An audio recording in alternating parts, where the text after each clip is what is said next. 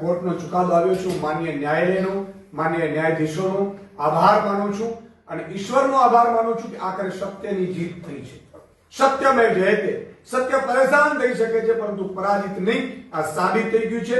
આજે માનનીય અરવિંદ કેજરીવાલજીની આંખમાં પણ આંસુ આવી ગયા.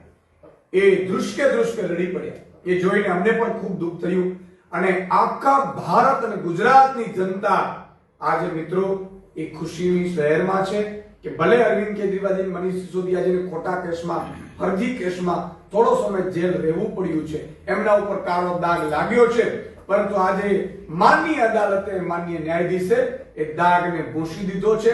એટલું જ નહીં, જે લોકો શંકા કરતા હતા એના મનમાંથી શંકા ઉઠી ગઈ છે અને હવે એ સાબિત થઈ ગયું છે કે આમ આદમી પાર્ટી, માનનીય અરવિંદ કેજરીવાલજી, માનનીય મનીષ સિસોદિયાજી નક્શિશ પ્રામાણિક છે. આજે એક આમ આદમી પાર્ટીના સૈનિક તરીકે અમને ખૂબ આનંદ છે